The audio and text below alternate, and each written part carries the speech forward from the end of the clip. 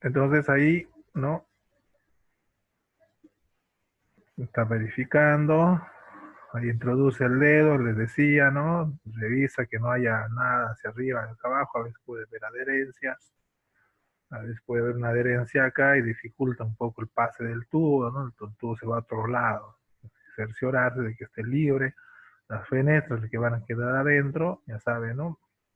Desde la parte superior del esternón hasta la incisión se debe medir, se utiliza una pinza para clampear un extremo y en el otro para poder pasar con una, se clampea igual acá, ¿no?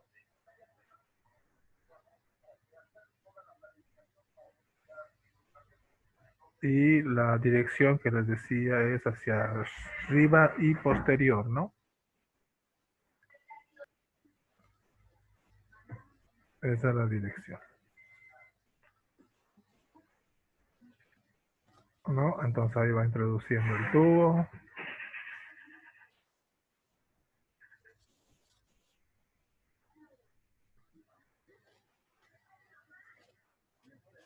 Y luego conecta a la trampa de agua, ¿no? El sello de agua. ¿Ya? Ese es el procedimiento. Luego, luego vamos a complementar con la periocardiocentesis, vamos a avanzar un poco lo que es el trauma cardíaco. Hasta aquí alguna pregunta, jóvenes.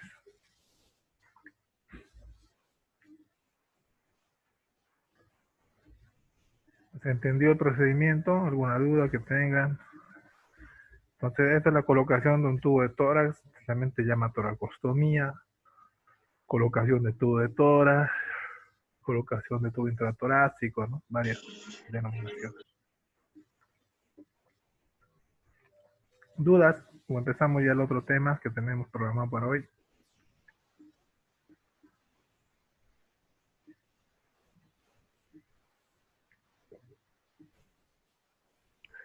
No, doctor, ya todo entendido. Ok, vamos a empezar. Entonces vamos a complementar ese tema con lo que es el trauma cardíaco, les decía. ¿No? Vamos a...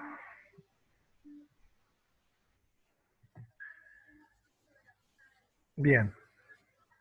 Empezamos entonces con el tema trauma cardíaco. También vamos a ver dos videitos más un rato. Empezamos acá, el trauma cardíaco, ¿no? Toda injuria, eh, toda lesión que se produzca a nivel de la región precardíaca, ¿no?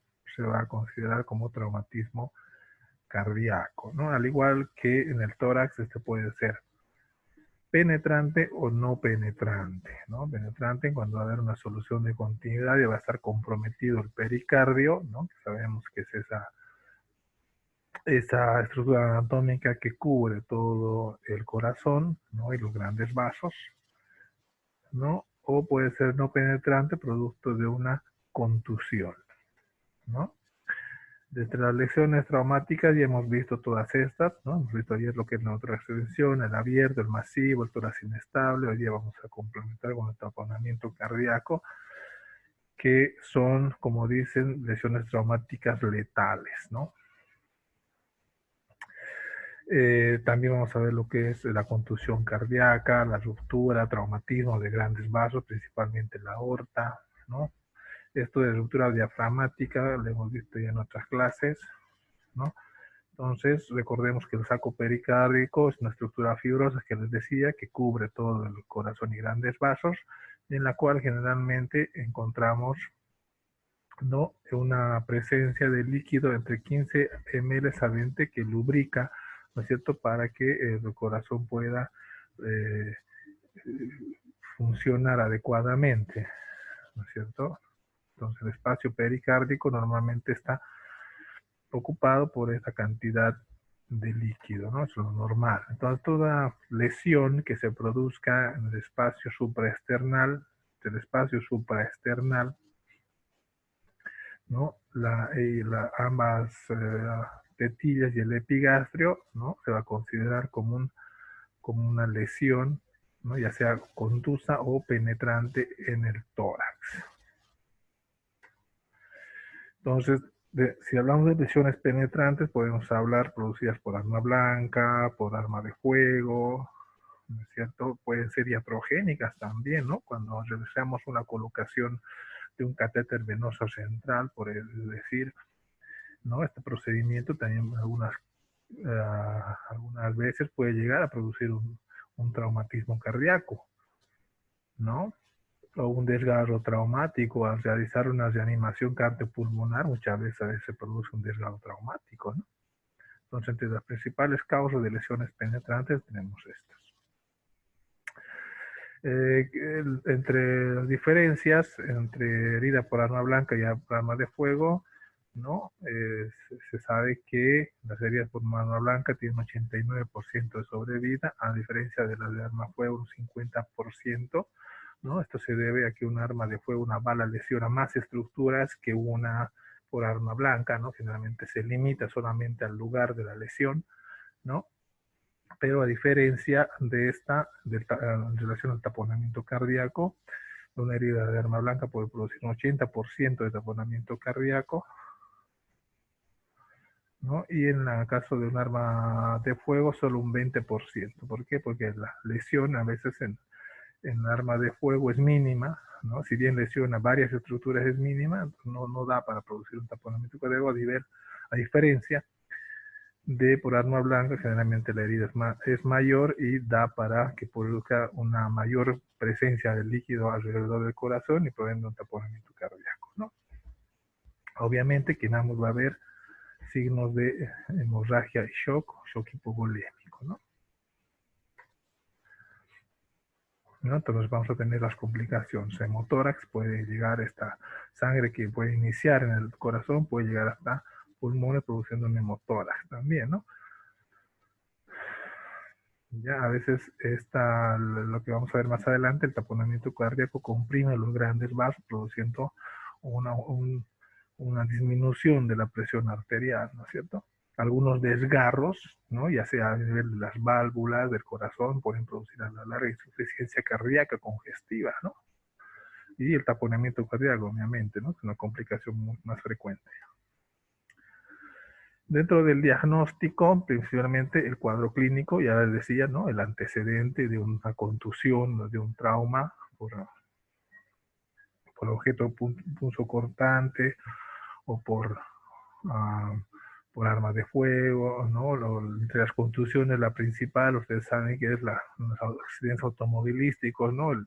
La contusión contra el manubrio, ¿no? Y dentro del cuadro clínico vamos a ver algo que es característico del taponamiento cardíaco, que es la triada de Beck.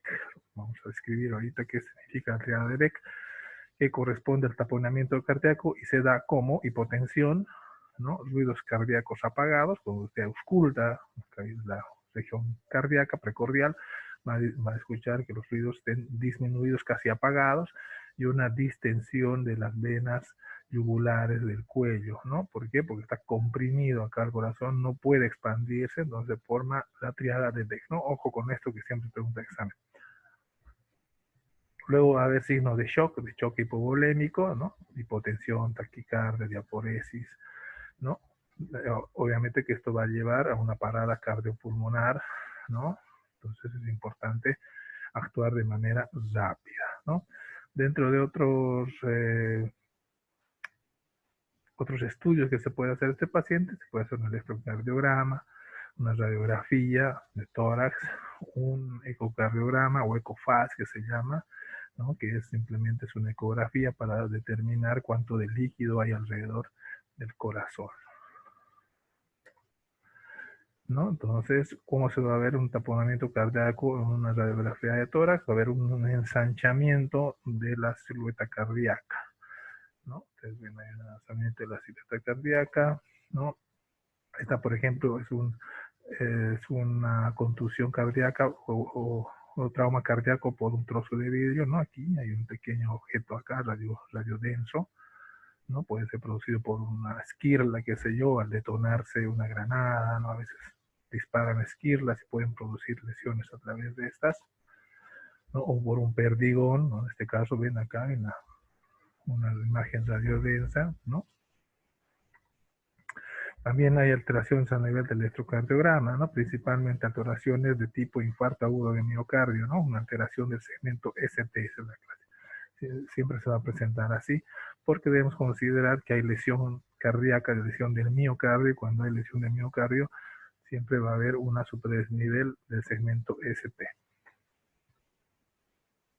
¿Qué tratamiento vamos a hacer en estos casos? Ya les decía, la pericardiocentesis de emergencia, que vamos a ver más un ratito el procedimiento.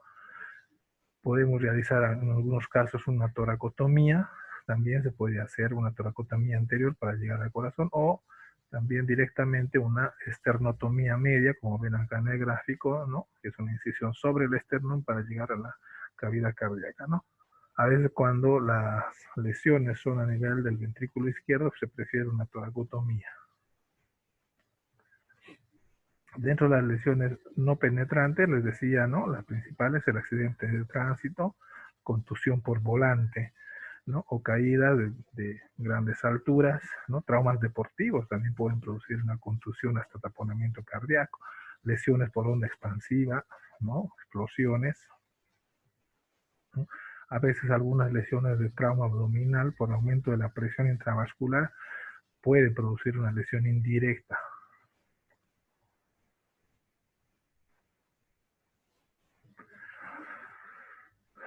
Eh, ¿Cuál es el segmento que más se afecta? Se ha visto que el corazón derecho es el que más afecta porque es el que está más expuesto, ¿no? Eh, la causa generalmente, la más frecuente, es trauma por volante, ya les decía, ¿no? Tanto la aurícula como el ventrículo derecho son los más afectados. La lesión ecográfica, la ecografía se puede detectar en un 50% y principalmente consiste, ya les decía, en ver la cantidad de líquido que está alrededor del corazón, ¿no? Eso es un ecofast, ¿no? Y generalmente estas, si no se actúa de manera rápida, puede llegar a la muerte del paciente, ¿no? Perdón, se ha adelantado esto. Bien. Les decía que también como se afecta en realidad el miocardio, ¿no? Esto puede producirse necrosis similar a un miocardio infartado, les decía, y los cambios electrocardiográficos, sobre todo a nivel de segmento ST. Y si nosotros vemos las troponinas cardíacas, que son enzimas cardíacas, estas van a estar alteradas, ¿no? Y el ecocardiograma, sobre todo para ver el grado de compromiso que tiene el pericardio, ¿no? Entonces, ¿cuál va a ser la clínica? El dolor torácico, obviamente, ¿no? La disnea, dificultad respiratoria, la equimosis en la pared, ¿no? Puede haber fractura del esternón, ¿no? Puede haber acompañamiento de fractura costal, ingurgitación yugular, les decía, ¿no? La disminución de los ruidos cardíacos, lo que es la triada de Beck, ¿no es cierto? Pueden desencadenar a veces arritmias, ¿no? Porque se lesiona el sistema de conducción cardíaca, ¿no? ¿No? Las complicaciones tempranas, una arritmia, y las tardías desde aneurisma ventricular puede producir una insuficiencia cardíaca congestiva ya de un tiempo, cuando el paciente ya se recupere, por decir, de un trauma, ¿no? Se puede producir una pericarditis constrictiva, ¿no? Por reemplazo, por decir, haya habido una lesión cardíaca, ese tejido se reemplaza por un tejido cicatrizal y hace que esa ese músculo cardíaco, ¿no? No sea tan expansible como el que era de inicio, ¿no? Entonces estas son las complicaciones tardías. Ya, entonces ahora vamos a ver acá el video de la fisiopatología del taponamiento cardíaco y el procedimiento que es la pericardiocentesis, ¿no? Denme un minutito.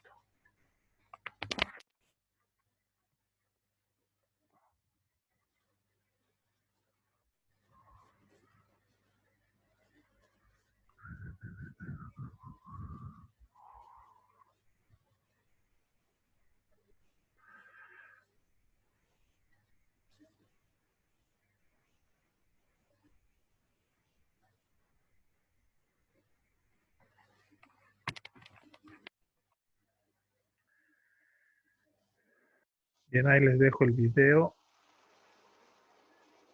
¿no? Les voy a ir explicando un poquito, ¿no? Entonces vemos el pericardio, acá, que es la membrana fibrosa que cubre el corazón, les decía, ¿no? Normalmente les decía que hay un líquido que está entre 20, de 15 a 20 ml, ¿no? Que lubrica el espacio pericárdico, es un espacio virtual igual, ¿no? Y ante una lesión traumática, ¿no? Se produce una compresión, una presencia de sangre en el espacio pericárdico, de tal manera que va comprimiendo de a poco la función cardíaca, ¿no?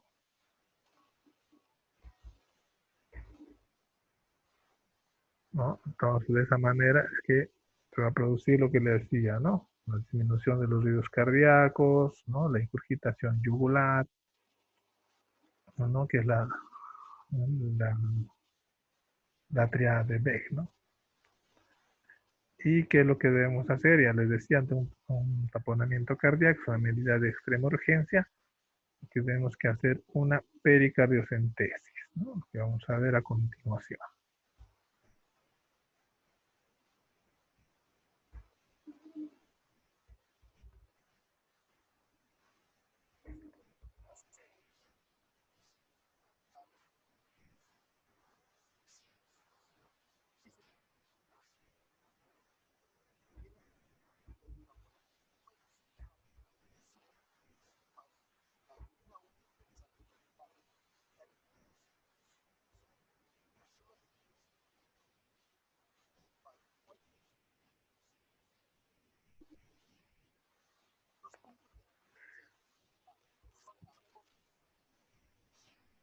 ¿No? Entonces, para realizar este procedimiento tenemos que tener una bránula, ¿no? de una longitud considerable, 10 centímetros por lo menos, ¿no? Y la referencia anatómica en este caso es el ángulo subsifoideo, ¿no? Como está mostrando en el video,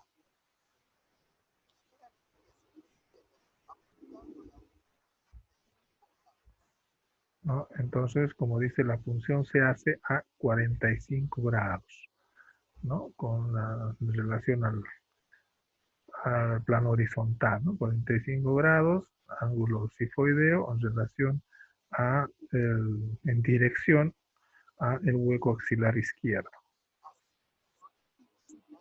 hacia el hueco axilar o al pezón izquierdo, ¿no? Del mismo lado.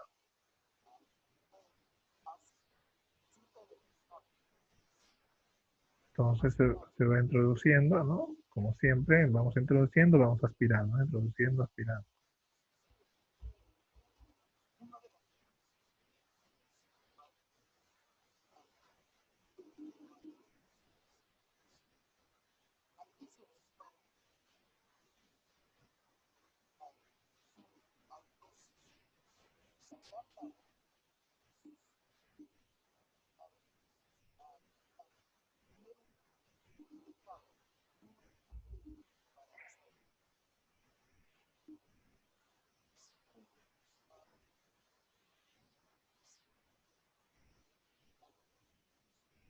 Entonces lo que dice es, se deja ahí se retira la aguja, similar a lo que se hacía en la descompresión torácica, ¿no? Se deja la bránula y se puede conectar ya sea a un equipo de venoclisis para poder drenar y no se acumule nuevamente el líquido alrededor del corazón, ¿no? Entonces la pericardiocentesis, ¿no? Como ven, es un procedimiento relativamente sencillo que puede hacer uno cuando está debidamente capacitado, ¿no? Bien, ¿alguna duda que hasta aquí, jóvenes? ¿Alguna duda que no se haya entendido del procedimiento, del tema? ¿O está todo claro? A ver, preguntas.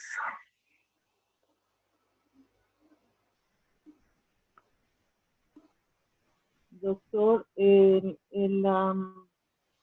la longitud de la aguja de la bránula va a llegar exactamente hasta el pericardio, como se dice, o es que No, tiene hay una que ir, medida especial esa aguja. No, lo que le decía, lo mínimo debe tener esa medida, ¿no? Pero lo ideal es que se vaya aspirando de a poco, ¿no? Entonces va introduciendo, va aspirando, hasta que pueda obtener el débito, ¿no? Ya sea hemático, ya sea citrina, en el caso de que no sea por trauma, ¿no? Entonces, hasta que uno obtenga el débito, ahí es donde ya está en el espacio pericárdico, ¿no? En algunos casos, si uno dispone de un ecógrafo, lo puede hacer con visión ecográfica, ¿no? Pone el transductor encima de la aguja y conforme va introduciendo la aguja, ¿no? Ahí va viéndolo a través del ecógrafo. También se puede hacer con visión ecográfica, ¿no? O si no se dispone de eso, como ven en el video, siguiendo las referencias anatómicas, ¿no? En dirección hacia el pezón izquierdo o hacia la escápula o el hueco axilar, ¿no? Hasta obtener el débito, luego conectar a, a caída libre y, bueno, de esa manera ya pues se va drenando ese líquido que impide que el corazón realice su función normal.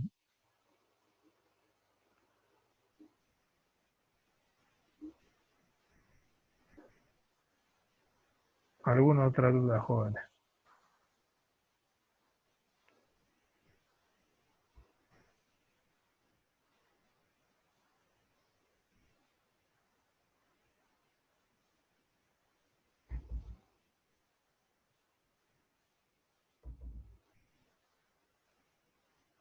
Creo que no, doctor. Bien, para terminar, vamos a ver esta diapositiva última acerca de traumatismo aórtico, porque también, como le dije, a veces puede darse un traumatismo también de los grandes vasos, y entonces principalmente la aorta, ¿no? A veces puede producirse un desgarro a nivel de la aorta, ¿no? Y eso va a producir, obviamente, una lesión vascular, ¿no? Y el cuadro similar va a ser a la disección aórtica. ¿Qué se refiere esto? A la ruptura espontánea de la aorta. Generalmente este caso se da cuando, la aorta presenta un aneurisma, ¿sí, no? Pero la clínica principalmente va a ser la presión arterial y amplitud del pulso van a estar aumentadas en la extremidad superior y disminuidas en los extremos inferiores. Va a haber una diferencia importante en el pulso, ¿no? Eso es característico de un desgarro de aorta, ¿no? Y obviamente en la radiografía, ¿no? Nos va a mostrar un ensanchamiento de todo el mediastino, ¿no? Como les mostraba en las diapositivas acá, ¿no? Aumento no solamente, en este caso, no solamente de la silueta cardíaca, sino de todo el mediastino, ¿no? Bien, jóvenes, con eso terminaríamos este tema. Si hay alguna duda, comentario,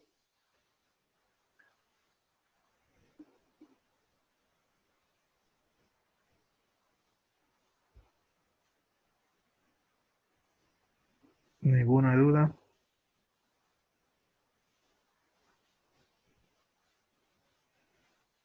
se entiende todo. Doctor, hay una parte que yo vi que ponía que como algunas partes del corazón pueden hacer la isquemia, ¿no? Sí, cuando hay Eh, lesión cardíaca sobre todo, ¿no? Sí, ajá. En sí. general, ¿cuánto tiempo después de una lesión ya empieza la necrosis? ¿Cómo, perdón? La pregunta. Después de una lesión, Ya. eh, la necrosis, más o menos, ¿cuánto tiempo para que llegue a ser una necrosis así? ¿Hay algún tiempo estimado más o menos, doctor?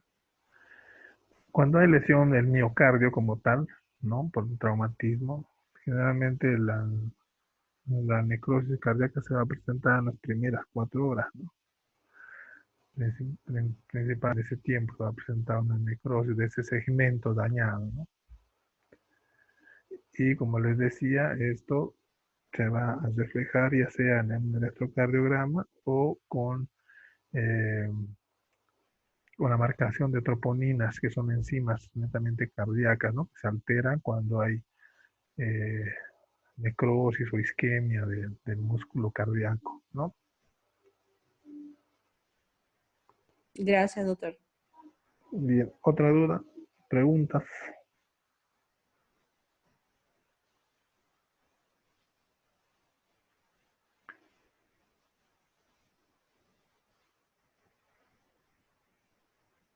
¿Alguna duda, alguna consulta? Entonces, entiende, ¿no? Lo que hemos visto hoy día. Espero que haya sido, que haya entendido los videos que les mostré al inicio, ¿no? Como les decía, mejor que, que explicar estos procedimientos es verlos, ¿no? Entonces, esos son videos que los utilizan cuando hacen la capacitación del ATLS en muchos casos, ¿no? Esos cursos que hacen para tratamiento del paciente politraumatizado, ¿no?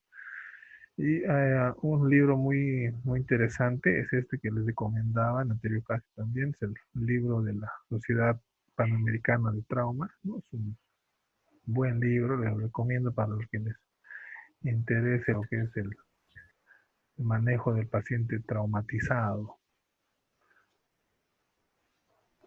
Ya creo que también se lo puede conseguir en PDF, voy a tratar de conseguir para los que quieran se los pueda pasar.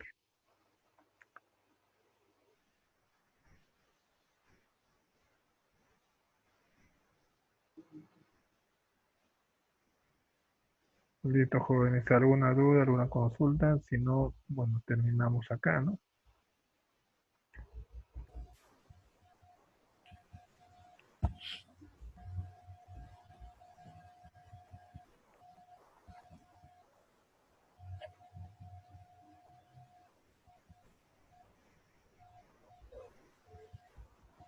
Está bien, doctor. Bien, jóvenes, terminamos acá entonces. ¿Qué les iba a decir? No, ya tenemos la fecha del examen, ¿no? Vamos a ir programando una clase de retroalimentación antes de que den su examen para que saquen 100 sobre 100, ¿no?